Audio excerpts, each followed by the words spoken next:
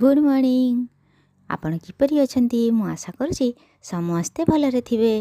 वर्तमान तुम कमेंट भिडियोटी आरंभ करवा। कमेंट माध्यम जनाइथिलो नवम श्रेणी राजनीति विज्ञान द्वितीय अध्याय थिबा प्रथम पाठर मानवाधिकार विषयटीर क्वेश्चन आंसर अपलोड करने पाई। वर्तमान ताले स्टार्ट करवा। एक नंबर कौन अच्छी ना प्रत्येक प्रश्नर उत्तर 60 गोटी शब्द मध्य लेख। क नंबर देख कौन अच्छी मानवाधिकार गुड़िकर विशेषत्व संक्षेप आलोचना कर कही। तो बिट वन लेखवा सारा विश्वर मनीष समाज पाई मानवाधिकार विशेष गुरुत्व रही। 2 नंबर पॉइंट लेखवा मानवाधिकार हेउछि सेही अधिकार गुड़िकर समष्टि जो द्वारा प्रत्येक मनीष मर्यादापूर्ण जीवन यापन करिपारिबो। बिट 3 लेखवा मानवाधिकार एक अविभक्त पृथ्वीर शांति और जनमंगल स्वरूप मानव जीवनर चरितार्थ निमित्त यह एक बलिष्ठ पदक्षेप। आ गोटे पॉइंट लेखवा मानवाधिकार विश्व शांति और जीवनर मूल्यबोध को प्रकाश करे। मानवाधिकार गुड़िक सार्वजनीन समस्त अधिकारर समष्टि एवं सार्वभौमत्वर ऊर्ध्वरे। ख नंबर मानवाधिकार ऐतिहासिक भित्तिभूमि संक्षेप लेख कही। तो कौन लिखा प्रथम पॉइंट मानवाधिकार हेउछि मानववादर मंगलमय संगीत जहाँ प्रत्येक मनीष को मनीष भली मर्यादापूर्ण जीवन यापन रे साहाय्य करे। 2 नंबर पॉइंट लिखा इंग्लैंडर माग्ना कार्टा अमेरिकार स्वाधीनता संग्रामर घोषणानामा और फरासी विप्लवर घोषणानामा रे मानवाधिकार किछि परिमाण रे सूचित होइथिला। 3 नंबर पॉइंट लिखा द्वितीय विश्वयुद्ध पर मानवाधिकार को आंतर्जातिक स्तर में लागू करिवार आवश्यकता उपलब्धि करागला। आ गोटे पॉइंट लिखवा जे प्रथमे संयुक्त राष्ट्र संघर सनंदरे मानवाधिकार को विश्व स्तरर मौलिक अधिकार भावे उल्लेख कला एवं एक मानवाधिकार कमिशन गठन करिथिला।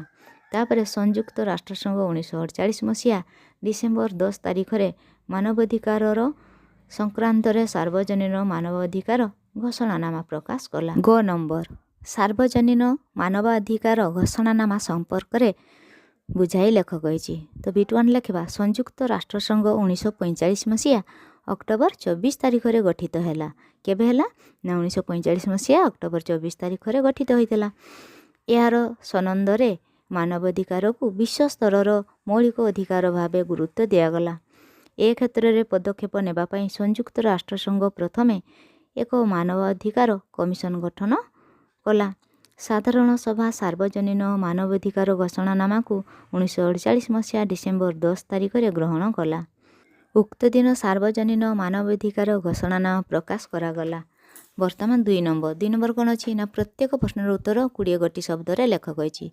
क नंबर भारत में मानवाधिकार सुरक्षा पाई की प्रकार पदक्षेप निया जाइछि ता संक्षेप रे बुझाई लेख। तेन कौन लिखवा ना भारत में मानवाधिकार सुरक्षा पाई प्रथमे 1993 मसीह मानवाधिकार सुरक्षा आईन प्रणयन करागला। प्रणीत आईन अनुसार जातीय और राज्य स्तर में मानवाधिकार कमिशन गठन पाई व्यवस्था करा जाइछि। ख नंबर मानवाधिकार प्रकार भेद आलोचना कर कही। तो कौन लिखवा ना मानवाधिकार गुड़िक मुख्यतः 3 भाग में विभक्त करा जाइछि। केते भाग ना 3 भाग में। सेगुड़िक है प्रथम पीढ़ी अधिकार, द्वितीय पीढ़ी अधिकार एवं तृतीय पीढ़ी अधिकार। ग नंबर मानवाधिकार अधिकार सुरक्षा रे थिबा प्रतिबंधक गुड़िक संक्षेप में वर्णना कर कही। तो कौन लिखा ना मानवाधिकार सुरक्षा रे अनेक प्रतिबंधक रही। सेगुड़िक है दारिद्र्य, सांप्रदायिकता और हिंसा भाव। घ नंबर जातीय मानवाधिकार कमिशनर गठन प्रणाली लेख कही। तो यार उत्तर लिखा 1993 मसीह गठित जातीय मानव अधिकार कमिशन जड़े अध्यक्ष और अन्य 4 जन सदस्य थांती। एक नियुक्ति कमिटीर परामर्श अनुसार राष्ट्रपति सेमानकु नियुक्ति देई थांती। व नंबर जातीय मानवाधिकार कमिशनर अध्यक्ष और सदस्य किपरि नियुक्त हुअन्ति। वर्तमान जानिबा किपरि नियुक्त हुअन्ति। तो लिखा जातीय मानवाधिकार कमिशनर अध्यक्ष उच्चतम न्यायालयर जड़े अवसर प्राप्त मुख्य विचारपति एवं मानवाधिकार सुरक्षा क्षेत्र में सक्रिय अंशग्रहण करिथिबा ଦୁଇ ଜଣ ବ୍ୟକ୍ତି ସଦସ୍ୟ, ଜଣେ ଉଚ୍ଚତମ ନ୍ୟାୟାଳୟର ବିଚାରପତି ଏବଂ ଅନ୍ୟ ଜଣକ ଉଚ୍ଚ ନ୍ୟାୟାଳୟର ବିଚାରପତି ହୋଇଥାନ୍ତି। ସେମାନେ ଏକ ନିଯୁକ୍ତି କମିଟିର ପରାମର୍ଶ ଅନୁସାରେ ରାଷ୍ଟ୍ରପତିଙ୍କ ଦ୍ୱାରା ନିଯୁକ୍ତ ହୁଅନ୍ତି। 6 ନମ୍ବର ଦେଖ କ'ଣ ଅଛି। ଜାତୀୟ ମାନବାଧିକାର କମିଶନର କାର୍ଯ୍ୟାବଳୀ ଲେଖ କହିଛି। କ'ଣ ଲେଖିବା ନା ଜାତୀୟ ମାନବାଧିକାର କମିଶନର କାର୍ଯ୍ୟାବଳୀ ହେଲା ମାନବାଧିକାରର ସୁରକ୍ଷା ପାଇଁ ବିଭିନ୍ନ ପଦକ୍ଷେପର ପରୀକ୍ଷା ନେବା ଓ ସୁପାରିଶ କରିବା। 2 ନମ୍ବର ପଏଣ୍ଟ ଲେଖ ମାନବାଧିକାର ଉଲ୍ଲଙ୍ଘନ ସମ୍ପର୍କିତ ଅଭିଯୋଗ ଗୁଡ଼ିକର ତଦନ୍ତ କରିବା ଇତ୍ୟାଦି। 3 ନମ୍ବର ବର୍ତ୍ତମାନ ପ୍ରତ୍ୟେକ ପ୍ରଶ୍ନର ଉତ୍ତର ଗୋଟିଏ ବାକ୍ୟରେ ଲେଖ କହିଛି। ତ କ ନମ୍ବର କ'ଣ ଲେଖିବା ମାନବାଧିକାରର ମୁଖ୍ୟ ଲକ୍ଷଣଟି ଉଲ୍ଲେଖ କର କହିଛି। ତ ମାନବାଧିକାରର ମୁଖ୍ୟ ଲକ୍ଷଣ ହେଲା ଯେ ଏହା ସାର୍ବଜନୀନ ଅର୍ଥାତ୍ ଦେଶ, ସମାଜ, ସମ୍ପ୍ରଦାୟ ଓ ସଂସ୍କୃତି ନିର୍ବିଶେଷରେ ସମସ୍ତ ମଣିଷ ଏହା ଉପଭୋଗ କରିବା ଉଚିତ। ଖ ନମ୍ବର ଭାରତରେ ଜାତୀୟ ମାନବାଧିକାର କମିଶନକୁ କେଉଁ ପଦମର୍ଯ୍ୟାଦା ପ୍ରଦାନ କରାଯାଇଛି ନା ମାନବାଧିକାର କମିଶନକୁ ଏକ ଦୟାନୀ ଅଦାଲତ ବା ସିଭିଲ କୋର୍ଟର ପଦମର୍ଯ୍ୟାଦା ଦିଆଯାଇଛି। ଗ ନମ୍ବର କେଉଁ ବର୍ଷ କେଉଁ ଦିନ ପ୍ରଥମ ଜାତୀୟ ମାନବାଧିକାର କମିଶନ ଗଠିତ ହୋଇଥିଲା?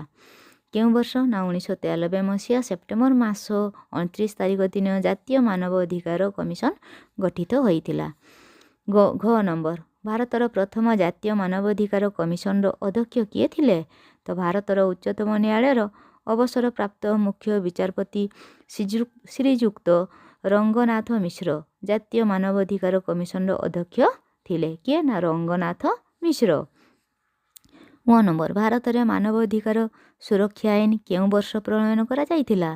ତ ଭାରତର ମାନବାଧିକାର ସୁରକ୍ଷା ଆଇନ 1993 ମସିହାରେ ପ୍ରଣୟନ କରାଯାଇଥିଲା। କେବେ ନା 1993 ମସିହାରେ। 4 ନମ୍ବର ଜାତୀୟ ମାନବାଧିକାର କମିଶନରେ ନିଯୁକ୍ତି ପାଉଥିବା ଅଧ୍ୟକ୍ଷ ଓ ସଦସ୍ୟମାନଙ୍କ କାର୍ଯ୍ୟକାଳ କେତେ ବର୍ଷ ଓ ସେମାନଙ୍କର ଅବସର ବୟସ ସୀମା କେତେ? ତାହେଲେ ତାଙ୍କ କାର୍ଯ୍ୟକାଳ କେତେ ବର୍ଷ ଆଉ ଅବସର ବୟସ ସୀମା କେତେ ପଚାରିଛି। ତ କ'ଣ ଲେଖିବା ନା ଜାତୀୟ ମାନବାଧିକାର କମିଶନରେ ନିଯୁକ୍ତି ପାଇଥିବା ଅଧ୍ୟକ୍ଷ ଓ ସଦସ୍ୟମାନଙ୍କ କାର୍ଯ୍ୟକାଳ ହେଉଛି 5 ବର୍ଷ। କେତେ ବର୍ଷ? 5 ବର୍ଷ। ଓ ସେମାନଙ୍କର ଅବସର ବୟସ ହେଉଛି 70 ବର୍ଷ। ସେମାନେ ଅବସର ପ୍ରାପ୍ତ କରନ୍ତି 70 ବର୍ଷରେ। ତ ଆଜି ପାଇଁ ଏତିକି। ନେକ୍ସଟ ପେଜରେ ଆଉ ଗୋଟିଏ ବିଷୟ ଆରମ୍ଭ କରିବା। ଧନ୍ୟବାଦ।